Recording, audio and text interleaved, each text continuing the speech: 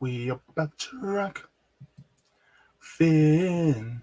Steady rocking Finn right now. Oh dear, my parents have that song. Finn. Rocking to the break of dawn.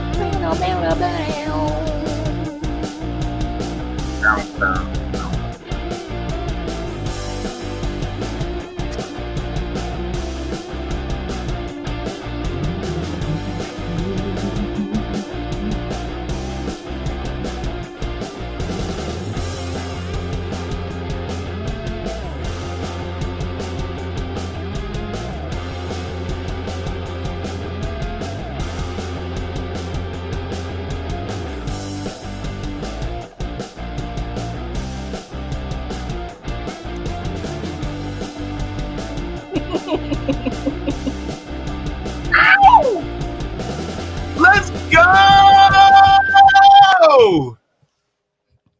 Hi. Let's get ready to rumble. Let's get ready to rumble. Oh wait, that was an actual there was a video game that started off with that. I forgot. I think it was Rumble to Rumble Boxing. I think it was on Dreamcast. Oh, Dreamcast. Oh dear. Oh yeah, I had a Dreamcast back in the day. Yeah. Anyway, hi, hello, welcome everybody to the Sabby and Jaybe show on RBN. So good to see all of you here today. Just let you guys know the Sabby and Jaybe show is every single Thursday at 6 p.m. Eastern Standard Time. And you can also catch Sabby Sabs on Friday at 6 and JB on Sunday at 1. So good to see all of you here. What's up, Sabs? Good to see you. What's going on, JB? She's wearing the pink with the motif. I like it. My favorite color. All right. So just to let you guys know, thank you so very much to everybody who is joining us here today. If you have not already, please make sure to like the stream. If you already like us there at RBN, if you just want to wait and hear what we have to say, to go ahead and like later. All right. Thank you to all the patrons on Patreon and as well as members. We do have memberships now for $3.99. So thank you to all of you for allowing us to be able to do this. Also, if you guys would like to, then you guys can also contribute to our fundraiser that we have at Venmo at Revolutionary Blackout, and Cash App is Mutual Aid Forever. You guys can fundraise. We fundraise for our graphics designer, Erin with the E. She is amazing, and she did this graphic today. And this is what we're going to be talking about. Filling the void. So we're going to be talking about church, medical bills, and somebody that got churchy. So it's going to be a fun conversation. This will be interesting. Yeah. So I'm going to start off with saying hello to everybody in the chat, and we're going to go this lickety split. Dabby Dabs coming in saying whoop whoop. That's what RBN fam. What's up, RBN fam? Don't forget to show the like button some love. There's so many things I want to tell you. All right. Edward Cortez says, how are you? I'm good. All right. We see we have Gamer coming in saying hello. We have Mastermind Hour coming in saying gamer. We have Sweary Fairy coming in saying beautifuls. Hello, I love you. Good to see you, Sweary Fairy. All right, we have Tiberius Monk coming in saying hello, everyone. How are you doing today? Good to see you today. We have Edward coming in saying love the music, has me pumped up. Pump it up.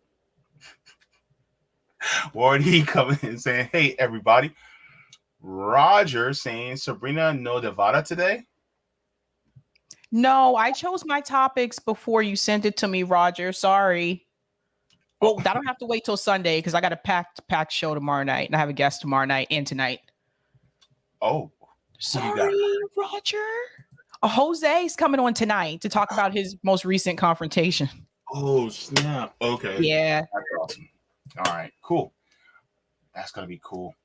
I think he's doing a documentary with Due Dissidents too. Right? Cool. All right, we have Lawrence Johnson coming in saying JB and Sabby pitchforks are coming saying, hey peeps. Woo, okay. We got Eric T. Red in the chat saying hulo. All right, we have Anthony coming in with the smiles. All right. If you just smile. Okay. Oh, Sorry. dear. Yeah, I know. Sebastiano coming in. All right, with lava coming on here. We got CBC voter coming in saying happy Thursday, JB and Sabby Sabs. We have Jay the informant coming in with thumbs up and an arrow. We have the Quantum Alchemist saying hi. All Bryce Smith said made it just in time. Made it just in time. Da, da, da, da, da. Sorry, that was in my Back to the Future. Yay, Sabby and JB. All right. Who else do we got before I continue on? We have Pachico Roan. Good to see you. IE Paste. Hey, comrades. Good to see you in here. And just checking on the rock. Not yet. All right, let's go. Okay, so there's a story that I had found, and this story is very interesting. So let me see here. Let me get it up. So there was a church, and this is very interesting, that did something remarkable for its parishioners, something that we've actually been wanting them to do. Sabby, looking at this story with fresh eyes, I think it's pretty interesting and quite profound, to be honest with you. Well, this is something I feel that and I'll let you play it. This is something I feel that churches used to do. At least back in like my parents' day when my parents were growing up, like they used to be more involved in community service and mutual aid, like just helping people in the communities. And there have been a number of people that have actually been taken in off the streets by churches as well. I actually knew a former roommate of mine when she first came to New York. She actually was taken in by the nuns in New York to help get her off the street. So I think that this goes back to that, like what churches are. It's not just supposed to be about religion. It's also supposed to be about helping the community and helping the people. And I think this is important that you get back to that. Yeah, definitely. Let's take a look at what's going on in this church. And just to let you guys know, this is what church, the church name. The church is Trinity Moravian Church in North Carolina. So this says the members of Trinity Moravian Church in North Carolina purchased nearly $3.3 million of local residents' medical debt for just $15,048. Then they held a debt jubilee ceremony and burned up the debt, canceling it all. So this is going to be wild. So take a look. We do hope you don't set off fire. On Sunday morning, more than 3,000 families in Davidson, Davie, and Yadkin counties received a letter notifying them their medical debts had been forgiven completely. We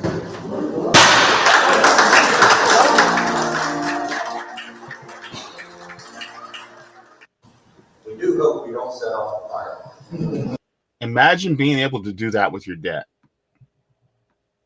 Yeah, this is something we talked about. I still have to publish that. This is something that we did at Camp Data as well. Mm-hmm. And so this is another part of the piece. It says this amazing effort was accomplished by a partnership between the Debt Jubilee Project and RIP Medical Debt. We've been following the work of RIP Medical Debt as they help folks across the country cancel medical debt for just pennies on the dollar. And actually, interestingly enough, oh my goodness, last week tonight with John Oliver, he actually talked about medical debt as well. And so he actually purchased debt from a lot of people for I think like $15,000 from on his show, and he literally canceled debt live on his show. So Really? yeah. Okay, Yeah, I haven't so seen that. That's really nice of him. I honestly I would love to play it on here, but it's HBO, so HBO would give us a copyright claim, so I can't do it. But it's an interesting show when he talks about the medical debt. So and he talks about a lot of different interesting things, but he keeps circling around the problem, being capitalism without actually saying it. And I'm like, dude, just say it's capitalism's problem. But what do you do? But let's go into this. Medical debt is the number one reason why people go into bankruptcy in the United States. A growing crisis of medical debt in America. More than 100 million people are saddled with healthcare debt in the United That's larger than the economy of Greece. Almost anyone can end up in medical debt. You can have insurance and you can end up in medical debt. You can get sick and be brought to a hospital that's outside of your network and you can end up in medical debt. Being a leader in government is a tremendous opportunity to address, historic wrongs. We can prevent someone from getting evicted because they had medical debt, from choosing between paying their medical bills or putting food on the table. And it's incumbent upon those of us in leadership positions to use this money wisely, to invest it wisely. And I'm very proud of the fact that we're leaders in the elimination of medical debt.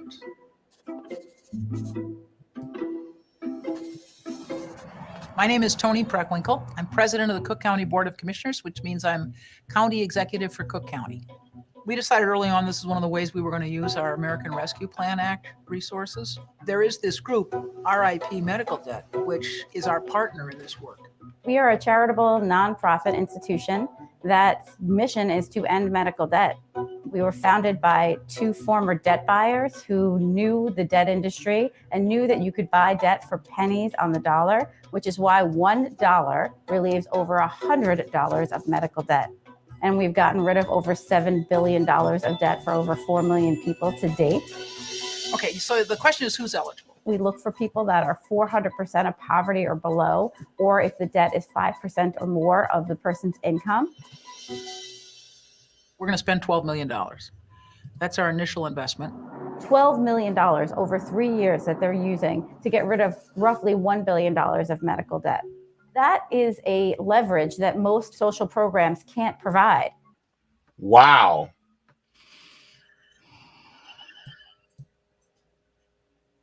And they're doing this by a nonprofit. Imagine what the federal government can do.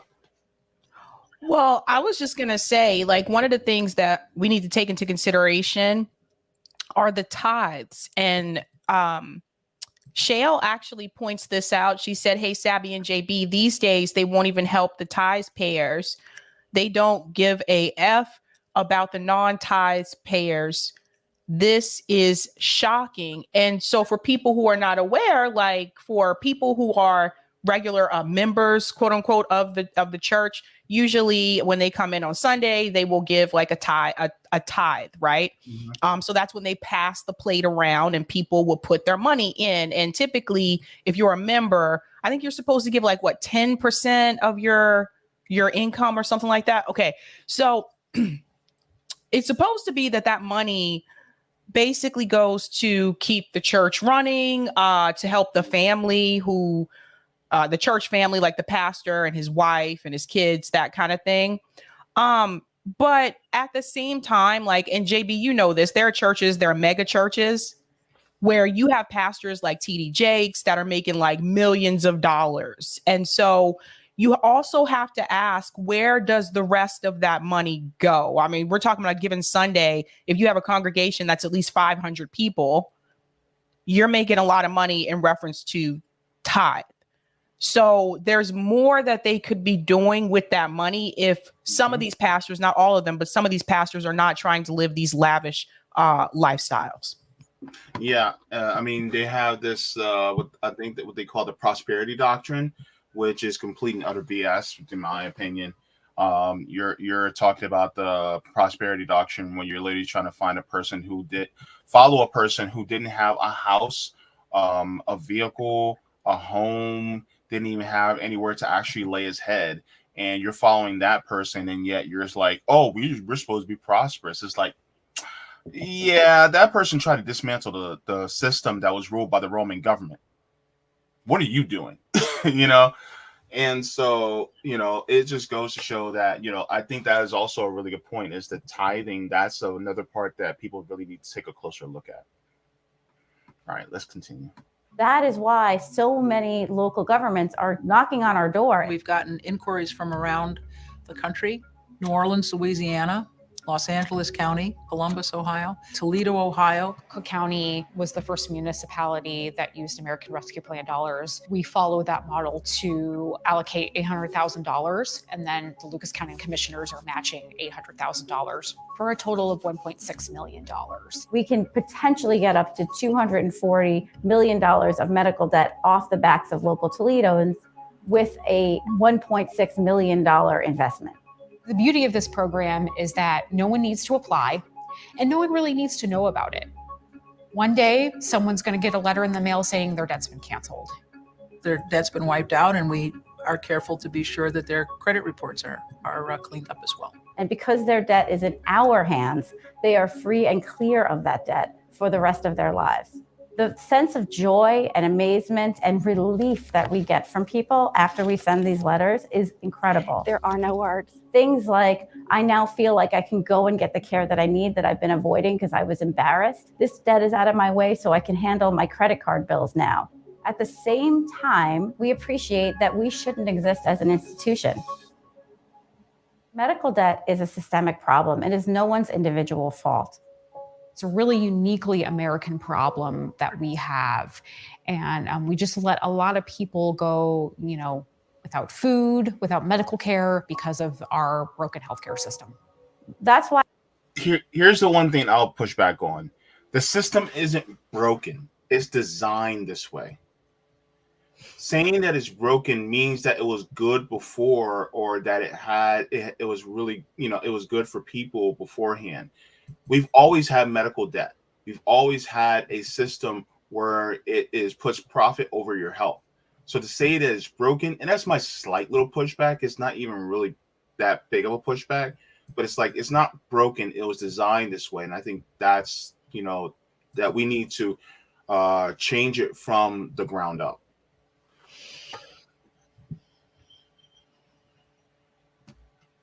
Want to add anything else, Sabs? Yeah, I was just going to say that, like, again, I'm glad that this church in North Carolina is doing this. I wish more churches would do this because, again, like, this is what churches used to do. They used to take in the unhoused. They used to help them. They used to help, like, people with mutual aid. They used to do food drives. And somewhere along the way, it became like this industry for these mega churches with the pastors that become millionaires and are writing books and have these luxury homes or private jets. And it got away from the original mission. So I think I applaud this church here in North Carolina. This needs to spread all across this country because these churches should be helping out people in need. Some of these churches don't even help out the members in the church. I've heard stories from people where some of the members have been laid off from work and they've been unhoused and they were still giving tithes to the church because they believed that was the right thing to do. But when it came time to help that family that was going through that situation, the church was just like, you know, we just got to pray about it. You know what gets on my nerves? When they're like, oh, we just need to pray about it. I'm like, look, I was raised in the church, right? And they were like, you have to pray about it, you have to have faith. Wasn't it a Bible scripture that says just like the body without the spirit is dead, faith without works is dead? So therefore, if you have to have faith and you have to pray about it, that means you have to act on it. So if you're not going to act on it and help people to actually, make these things come to fruition, then you're basically just saying, oh, we wish, you well, without actually helping somebody. And that's actually unchristian like, because the Christian thing to do is to actually put your words and faith into action. And so this is the crazy part. They'll talk about, oh, we'll pray for you. And without knowing that without not knowing, without actually pushing forth, helping people in a material way. It's just like saying, oh, and even Jesus talked about this. Go away, be well fed, and keep warm without actually giving them food, giving them clothing and a place to stay. Then what are you doing? That's literally in the Bible. So the thing is that they're not even following their own scriptures. That's the crazy part. And so it's just like, come on now. So you guys know that this is what you're supposed to be doing, but you don't want to do it because you are you're a tool of capitalism. And that's the thing. A lot of these, these mega pastors of these mega churches, these televangelists, these Creflo Dollars, these TD Jakes, these Joel Osteens, these oh my gosh, Joyce Myers, they are just a bunch of leeches. That's all they are. They're parasites, and they're just going it through the religious route versus the corporate route. Yeah. No, you're right. I mean, some of these pastors, I know some of you who are not religious and you may not be aware, some of these pastors are making a lot of money. And then you have, like I said, you have people who go to the church that are barely getting by, that are still giving tithes like every Sunday. And the pastor's walking in with, a freaking BMW car, has like $1 million house, writing all these books, making TV appearances, and some of the members of the congregation can't even afford to pay their rent. Yeah. So church has become profitable when it was not intended to be that way. That's the whole, that's the whole goal. Remember when Joel Osteen refused to actually let people into his church during the what was it? It wasn't Katrina, was it? I thought it was the ice storm. Wasn't it the storm?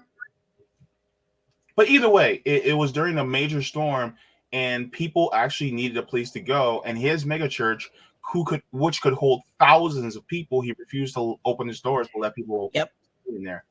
And he only did so after he was criticized publicly for not allowing them to have a place to come to. But that's what churches are really supposed to do. They're supposed to help the needy, help those in need, right? Mm-hmm. Yeah. So, yeah. All right. So let's continue. Let's finish this up. Why at RIP Medical Debt, we are fundamentally trying to shift the conversation around bigger solutions to the problem, because we don't solve the issue of medical debt. We clean up a mess at the end. I'm just really grateful that a lot of people are going to see the relief that they deserve. No one deserves to be in medical debt. And I'm glad that our local government can do something small for citizens to help them find relief. Washington, D.C. doesn't have a plan to eliminate medical debt, but Toledo, Ohio does. You guys catch that? Mm-hmm. That part right there at the end. Yep. Incredibly important. Like, she called it out. Like, our politicians they're not helping the people, And if we're looking at it the way that it was supposed to be, again, like back in the day, people were not relying on the politicians to help them. And this is what I think is important for people to remember. There wasn't always a president of the United States. So how did people in those communities, how did they get by? They helped each other. And we got away from that. So this is where these organizations like the churches, some of these so-called nonprofits, they're actually supposed to be helping people in the community. And like I said, somewhere along the way, someone found a way to make religion profitable. And some of these pastors became very rich, and they didn't want to, give up that lifestyle and give up that money. Also, I think churches don't pay taxes either. So there's that too. They get tax breaks. So something is wrong there. If you have, and I'm sorry, I feel very passionate about this because I grew up in the church. Like, if you have the pastor living in $1 million house, but you have people who are coming into the church that are part of the congregation that are struggling just to pay their rent, something is wrong with that system. Yeah. Something's wrong with that. People need to call that out. Mm-hmm.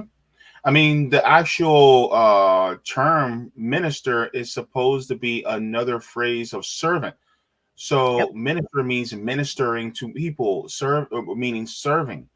And, you know, they're not doing that. And so if you literally have people who are suffering that are parishioners in your church and you're not actually doing your utmost to help them, well, then you're just, you know, you're no different than the people who you claim to be the devil. I'm sorry, but I'm gonna just say it. Because the thing is that if you're gonna talk about greed and selfishness, then you guys need to start with your own house, because that's exactly where it's at. And the funny thing is that you guys, these would be the same people that would have sold Jesus out if they could. That's the crazy part. If you know, and the thing is like, you know, these people who talk about, you know, oh, we gotta have faith in God. I'm like, you talk about faith in God, but at the same time, you're not using the things that you have at your disposal in order to be a vessel of God. So, you know, who are you? That's right. That's a big one right there. And I think too that people have to come to understand, especially like in the South, like we used to call it the Bible Belt. In the South, particularly the Southeast, it's, you know, there's churches like everywhere. Like you can literally drive down the street and pass like 3 or 4 like churches, like not even far away from each other. So the thing is, it's really on the members of the church to bring these things up and to push them to do the right thing. I went to a church with a friend of mine one time. This was years ago. And it was a Mother's Day, you know, the Mother's Day Sunday or something like that. And they had a dinner for the mothers like after the service. JB, why they charge the mothers tickets to go to the Mother's Day brunch? It's things like that. If they're members of the church, why are you charging them? JB walked away. I was like, she's like, yeah, they had to have tickets. They had to buy tickets. I was like, why do they need to buy tickets to go to a brunch at the church that they already pay tithes to? And nobody wanted to like, no one wanted to ask this question. And members of the church did so, whether begrudgingly or not, but they did so. And I just thought to myself, like, really? No one sees a problem with this? The pastor's got like a BMW parked outside in the parking lot, and they're going to charge you money to attend a Mother's Day brunch, and you're a member of the church and you pay tithes every Sunday? Get out of here. Come on, man. I told you one day we need to have a deep discussion about this, JB. Oh, we can go deep, because the thing is that, and they better not even try to go down the whole, original Hebrew scriptures or the Old Testament route, saying, oh, well, this person had this. Like, no, back in the Mosaic law, which was the law of Moses, they actually, put, forth the obligation to people who had their own land and had their own crops to a provision called gleaning, which was basically a means that when you actually, harvested your fruits and things like that, you left whatever fell to the ground, and whatever that was left, you didn't go back over. So you went over once, and whatever you missed, you missed. And that was for all the poor people in the area to come in on their own and take what's left of what was left on the trees, on the bushes, and all that. And guess what? That made a provision for them to still continuously get food, but at the same time, you also be able to collect your crops. And so guess what? That was a provision that was actually set out in the Bible. And then on top of it, it talked about treating your neighbors, the people who are immigrants among you, as your own. So they can talk about it all they want, but look, I preached door to door for 20 years, right? And the thing is that that's not what you do. You do not sit here and sit on top of an ivory tower and look down on people like that. In fact, you're supposed to put the person who is lowest among you up high. That's how it's supposed to be. But that's a whole other thing. Or shame people because they can't afford to pay to go to these conventions, the church conventions. That's another thing that happens sometime. Deneen said, I was a choir director at a fairly large church. When we did a Women's History Month concert, every member of the choir had to buy a ticket to sit in the choir stand. True story. There you go. And somebody needs to ask one day, where is all this money going? If we're giving you money every Sunday, what are you doing with that money? Let me see your books. And Yeah, let me who's doing the counting here? I want to see these books. Mm-hmm. Goodness. Oh my gosh. No. Let me go to the chat really quick. Roger Meadow says, "You mean like actually practicing what the church preaches, Sabrina?" Hen Steve says, "So could two people buy each other's death for pennies on a dollar? Maybe, maybe." Eric says, "I appreciate the church helping with the debt, but will they advocate for real health care for all United States national healthcare system?" That's a good question. Good question. Don't know. Yeah. Don't know. Rick Solis says, when Jesus was healing the sick and blind, he wasn't asking for a copay, and he'd be arrested for helping strangers by giving them food. Yep. There you go. Them loaves and fishes that fed 5,000 people. I'm telling There you go. All right. Let me check the Rock. Yep, we got something on Rock. So let me go to the Rock fin really quick, and then we'll go on to our next story. I had another video to show, but we ran out of time. But it was also a good one. The video was talking about Connecticut actually canceling debt for their citizens. No, let's show that. Is it a long video? It's only like 2 minutes. Let's show it. Okay. All right. Because I didn't want to go over time because I know you have a hard stop, so I just try to be respectful of that. I think we'll be fine. Okay. All right. So this is Connecticut Governor Ned Lamont announces plans to wipe out $2 billion in medical debt for working class residents. So this is interesting. There you go. So my proposed budget includes a plan to use $20 million in federal funding. Can't hear it, JB. It's very low. Oh, sorry. Oh, it's all the way up for me. Oh, yeah. We need to get you volume booster. But go ahead. I'm sorry. Let me make sure. Yeah, my speakers are all the way up too. Sorry, guys. So my proposed budget includes a plan to use $20 million in federal funding to cancel an estimated $2 billion in medical debts for tens of thousands of our Connecticut residents.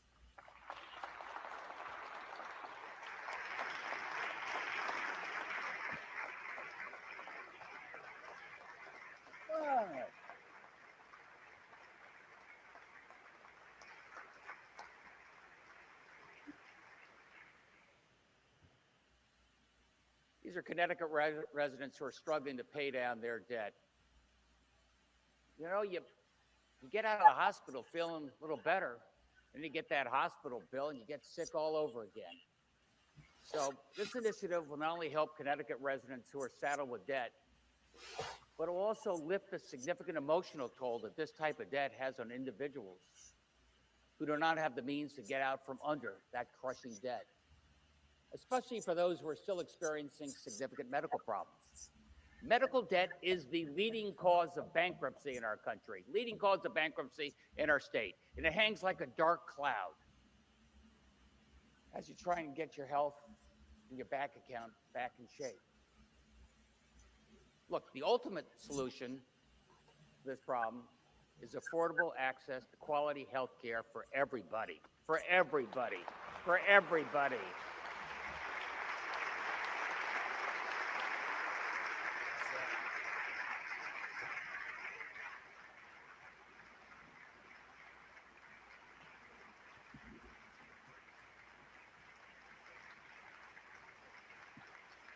We must drive down the unsustainably high cost of medical care so consumers never again have to accumulate so much debt to keep themselves out of the hospital. I'm calling on all parties, including insurers, employers, hospitals, pharma companies, step up and be part of the solution. You're not part of the solution, you're part of the problem. That part right there. If you're not part of the solution, you're part of the problem. Okay, so people who saw that, put pressure on your state governors to do the same thing. You have an example you can point to now. Sometimes all it takes is to have that first example. You have an example you can point to now. Or we can do a ballot initiative.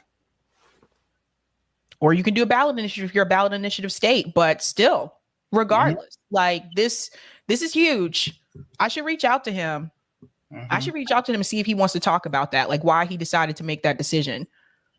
But that's would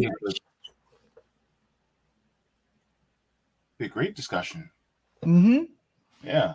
I would like to join you in on that, Sabby.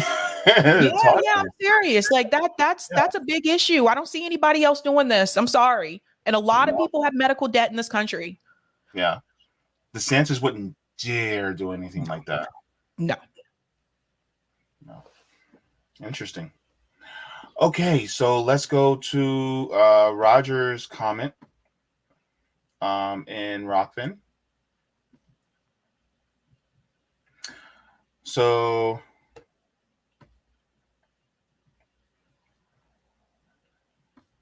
thanks for the tip on Rockfin, Roger. He says, it is because I said you couldn't sing when you tried to sing that Keith Sweat song, Sabrina. Oh, gosh.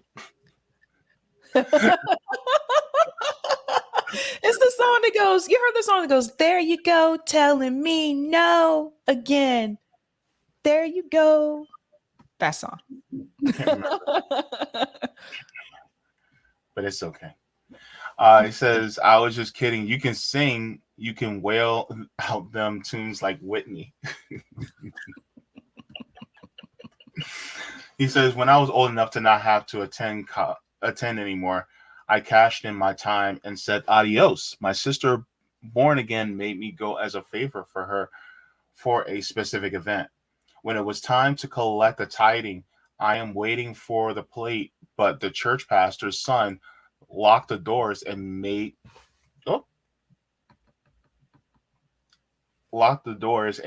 shame people come into him with money.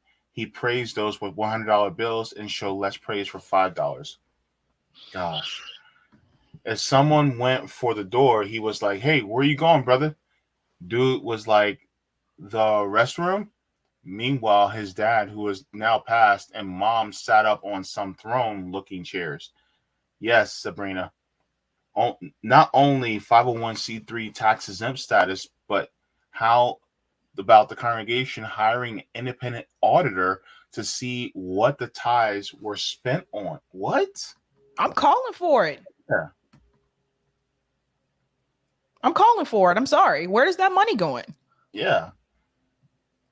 Yeah, because you're not going to sit here and drive around, in a Maybach while, I'm having, back pain and I can't even, go to the doctor to get it looked at. Like, no. And then they shame you for not being able to pay for things that the church is asking for. And that's another problem. Tiberius Monks asked, isn't this unlawful detainment? Good question. Not allowing people to leave just because, you're like, oh, you need to pay. It's like, well, I guess I won't be a member of this church no more. Or they shove that plate in your face again as you're exiting the church and say, don't you know you should give a little bit more? Like, don't you know I'm trying to leave? The crazy part is like, they're like, oh, well, you give more to the Lord. It's like, he's not giving to the Lord. It's given to you. You're acting as if God actually needs money. Right. The hell's wrong with you? Goodness gracious. Trying to beat people over the head with scriptures. Oh, gosh. Anywho. All right. So I'm looking at they pray harder and got way. Yeah. They say that. And they still want that money at the same time. By the way, give me that money. Yep. Just like politicians asking you to donate $27 to the Act Blue. Act this. Anyway, let me go to the next story before I go off.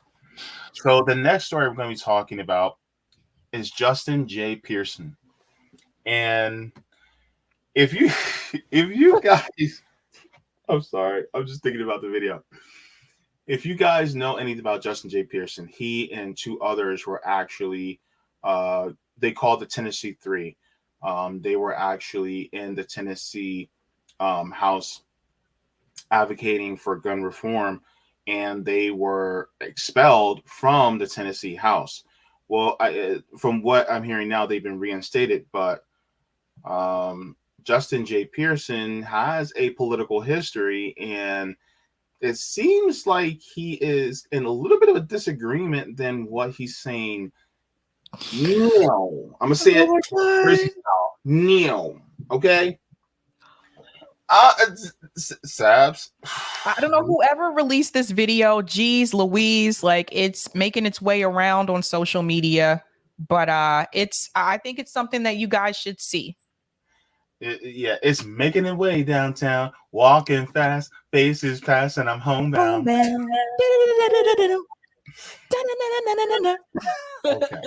all right. So now he usually, we're used to seeing him with the dashiki and the afro, but there was a time before that.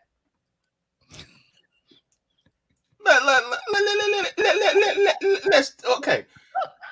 So I don't care about the name of this, this person tweeting their, it's dumb and wokeness. But the point is, says Tennessee Representative Justin J. Pearson is a total fraud. Pearson in 2016 versus 2023. This is only 46 seconds, but Lord. Justin J. Pearson, and I'm running for president of BSG. There are a few reasons that we're running this campaign this year. One has to do with representation. How can we represent all voices in a conversation? I wanted to do this by partnering with organizations from the Bowdoin Democrats to the Bowdoin Republicans. I want to bring together different voices, dissenting voices, voices that may be more liberal or more conservative, in order that we can reach a point of sort of the radical middle. Seemed like the NRA and gun lobbyists might win. But oh, that was good news for us. I don't know how long this Saturday in the state of Tennessee might last. But oh, we have good news, folks. We've got good news that Sunday always comes. Justin J. Pearson. So, first of all, how did his voice change? Okay, when did he start to sound like a Baptist preacher? I don't know, Sabby. But what I do know is that somehow, some way, it just changed over the last 7 years. Sorry. There's no way this, when I saw this video, I said, there's no way this is the same person. No way. Nick said he's crying. There's no way, JB. There's no way. Now, this is not to say people can't change. Mm-hmm. People can change. But how do you go from that to sounding like Martin Luther King Jr. that quickly? It's how did his voice change? How did your voice just change? I may not make it to the mountaintop, but I know you'll get there. Let freedom ring in the hills of Georgia. The NRA. Let me start wipe the sweat from my brow. Did people even hear what he said, though? He was wanting to bring together liberals and conservatives. He wanted to meet in the middle. And the reason why we're trying to show you this is right now you've seen him on all these different shows. Democracy Now! Has had them on. They've been on CNN. And they're describing him as like this black radical thought, like leader, etc. And when in reality, he's not really that radical. You see what I'm saying, JB? Look, I hear exactly what you're saying, Sabby, and I'm gonna say this right here, right now. A dashiki and an afro does not make you revolutionary. Your actions do. Stop it. Stop it. Your actions are what make you revolutionary. I don't care if you got the asymmetrical box haircut. I don't care if you're wearing door knocker earrings. And I don't care if you're wearing a muumuu. If your actions are revolutionary, then you're a revolutionary. Just because you wear a dashiki and an afro does not make you revolutionary.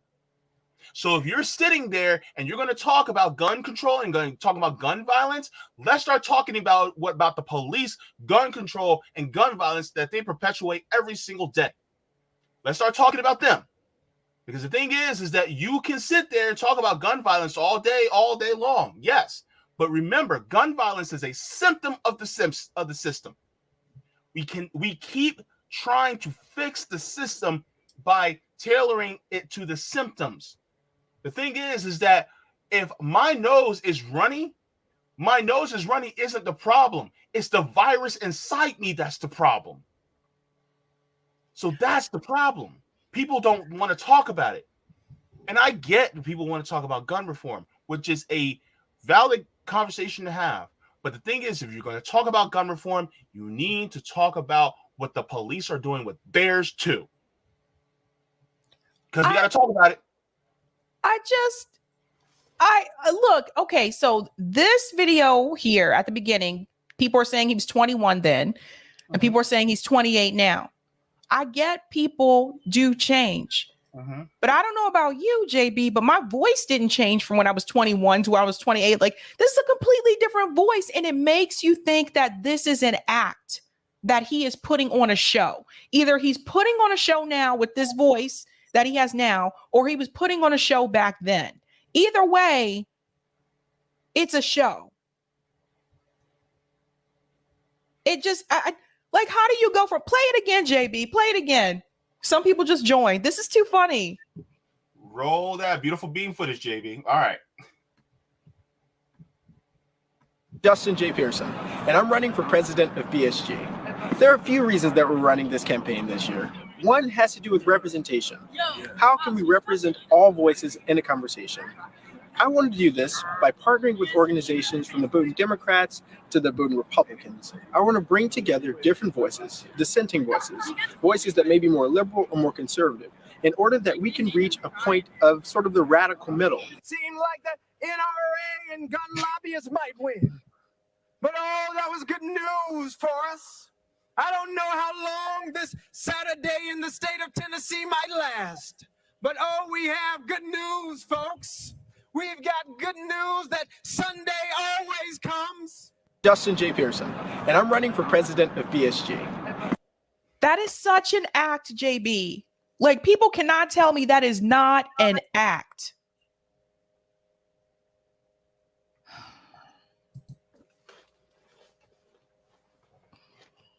Like I said,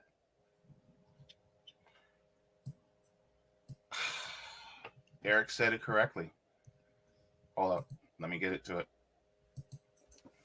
The radical middle. Money.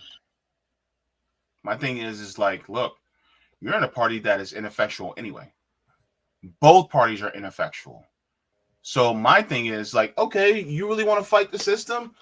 All right, get outside both parties. Leave the Democratic Party because they're ineffectual. Can I just show this really quickly? I just want people to say, I'm sorry. Like, this just seems like an act to me. I can't. Like, I don't know. I wish I didn't see that video. I saw that video on Twitter and I was like, what the heck? Yeah. So let me play this one. This is from The Guardian. I'm going to share my screen because people really need to see. I can't, man. Is he a plant? Is that what this is, JB? Oh, Lord. Let's see. Listen to this. And know that you all have support from this body. All right, Representative Pearson, you have 3 minutes.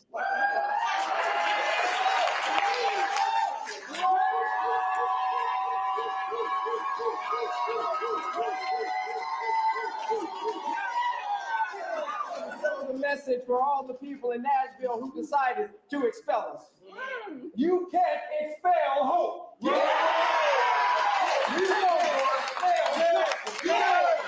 can't expel our voice. And you sure can't expel our fight. We look forward to continuing to fight. Continuing to advocate. Justice rolls down like water. Like, when did he become MLK? Look, this to me is less MLK and more James Clyburn. I'm sorry. I see a young James Clyburn right there. I'm sorry. I'm not going to apologize for it, because the thing is like just like people who were back then had sold out today. Yes, James Clyburn may have been part of the civil rights movement, but guess what? He sold out. People look, hell, some of the ones that people want to give all this praise to, they were great back then, but what are you doing now? And the thing is that he's seeing, I don't know, it doesn't seem that genuine to me. And the thing is, like, you can talk about, wanting to stay within the government and change things, which is great. But at the same time, if you're sticking with a party that really doesn't want to change things, like, for instance, how much has the Democratic Party given money to the police? Mm-hmm. When is he going to actually talk about wanting to defund the police on the road to abolition? Mm-hmm. That's my question. See, I'm not going to go the right-wing route. I'm going the left route. I'm going the route where it's like, okay, brother, you're making all this humbug about this. Okay, so what are you going to do about police violence?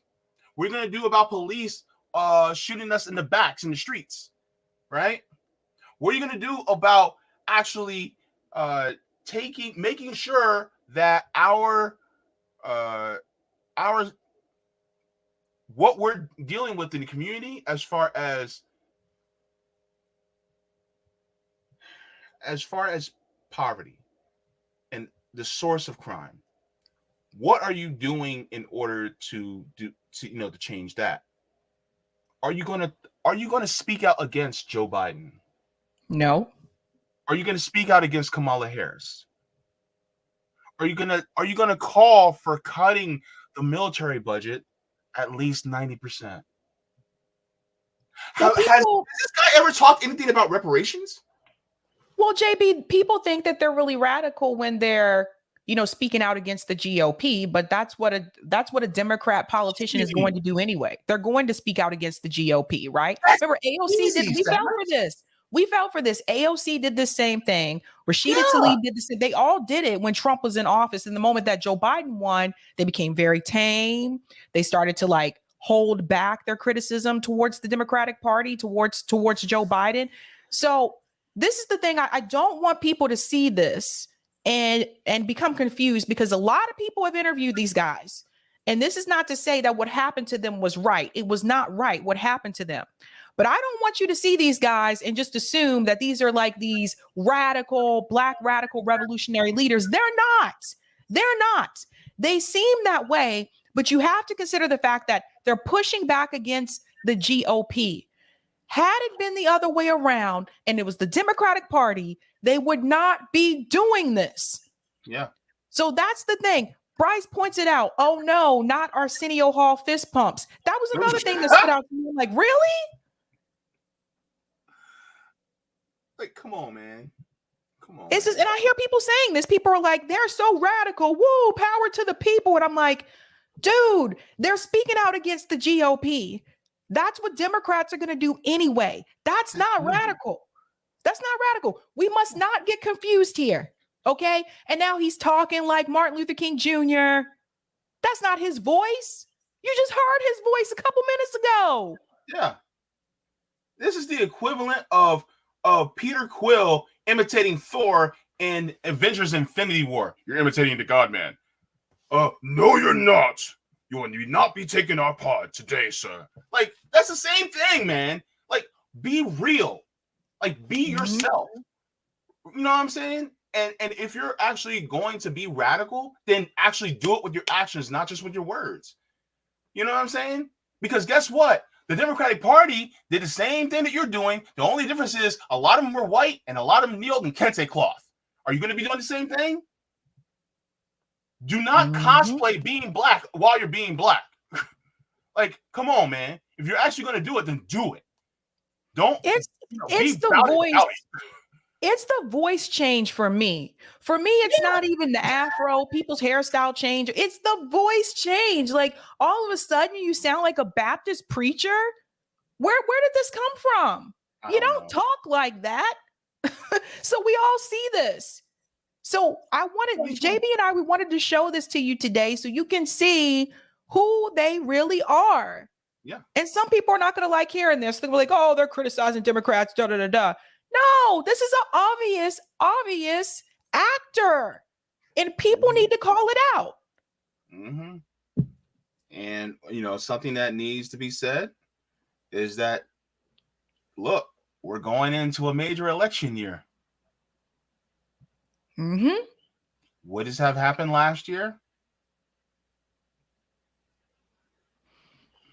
It's a good point. I'll let the video finish. It's almost done. Okay. Yeah! Let's get back to work! Yeah!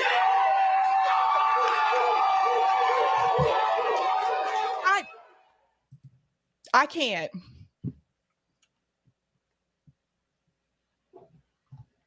I can't. That's ridiculous. Like, bruh.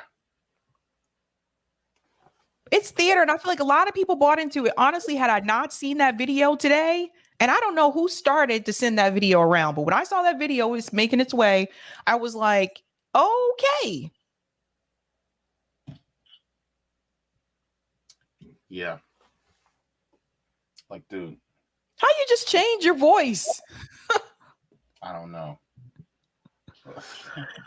Let me there's some comments on Rockman, and then I'll get to a couple of comments on here, and then we'll head on out. But like, damn. All right. Thanks, Roger. He says JB said his version of "Bless Your Heart" to Sab, trying to sing her best to sing. No, I wasn't. No. He said also, I was with the Connecticut governor until he put his foot in his mouth, saying that the solution to this is everything but Medicare for all. Oh, saying affordable access coverage coming up short. You are the governor. Push Connecticut legislator to pass or put legislative referred constitutional amendment. Why does this thing keep going? Oh, sorry. Referred constitutional amendment to voters, allowing them to pass repeal Connecticut laws amendments to Connecticut Constitution. He says, by the way, Michael Baisden called these preachers pimps in the pulpit. He's right. Also, I literally thought it was two different people, Sabrina, until your commentary. I actually thought it was someone stumping for Pearson. Black people from Gen Z to millennials and some Gen X are calling these dudes out for performative politics. Tariq, Marcel, and others. I got to peep Teslin's interview of him.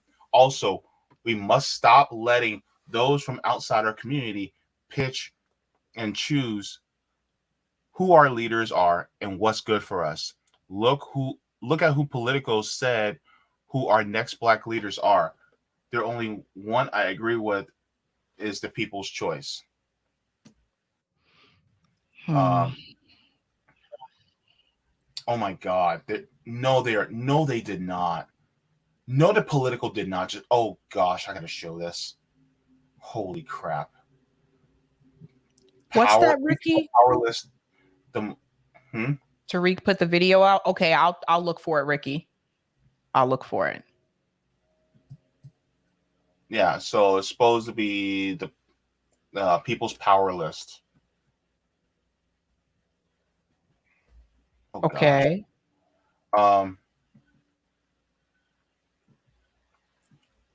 It's supposed to be. I don't know who this. Flipping a Mary Petola. I don't know who this is. Oh, that's the Alaskan woman in Congress, I think. Who are these? I don't know. Like Sabs, I really don't know. Bad Bunny? Bad Bunny? What? What in the hell? Dimitri Daskalakis. I don't know who that is. Byron Donalds. Oh my God. Like, who are these people? Wes Moore. He was on Oprah back in the day. Oh my God. He was on Oprah because he shared a name with somebody in prison. Oh my! No. No, nope, nope. Hell to the no. Hell no. To the no. All right, look. We gotta go. I hope I didn't miss any super. Oh, hang on. Virtuoso Super Chat says we don't have civil rights leaders anymore. We have cosplayers. Absolutely. Anybody else who had a super chat? If you guys did, I am sorry, but we got to get going because Sab's got to go. I got to split. What's going on in your channel? Huh? I was just saying I got to split. Sorry. Yeah. What you got going on in your channel? Jose Vega's coming on tonight to talk about his most recent confrontation with Diane Sayre and him actually confronted journalists that were a part of Russiagate. So he's going to come on and talk about that. And then I have 3 news stories. All right. Sabs, take care. I'll see you later. And I will let everybody know what's going on my channel. All right. Bye. Howdy. Okay, everybody. So on my channel, what I have going on is the chapter 10 of Asada Shakur's autobiography is already up on my channel, so make sure to check that out. Also, I will be getting into Laziness Does Not Exist by Dr. Devon Price over the weekend. Really, I'll be getting into that, and so this is actually a really good book. I'll be continuing that on Laziness Does Not Exist, so be sure to tune in for that. Also, thank you so much to everybody for tuning in today. Please make sure to like the stream. And if you have not subscribed to RBN, please make sure to subscribe as well. Also, we are doing a fundraiser for our graphics designer, Erin. She does amazing work. So if you guys would like to contribute, you guys can help us out by going to Venmo at Revolutionary Blackout. And you guys go to Cash App, $ Mutual Aid Forever. Because Erin loves the kiddies. She loves the kiddies. Love the kiddies. All right. And so thank you guys so much. This has had to be a little bit of an abbreviated Sabby and JB show because Sabby got some things to do. And I'm hungry. I got to get going. Anyway, love you guys. Oh, by the way, I did a stream on my channel earlier today talking about capitalism and customer service. So that was actually a really good stream. So if you guys would like to, you guys can go ahead and go to my channel. I also linked it. It's in the chat and as well as in the description if you guys want to go to my channel as well. Thanks, everybody, for coming in.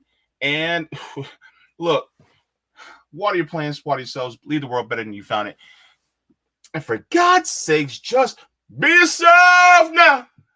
Yeah, let the church say yeah.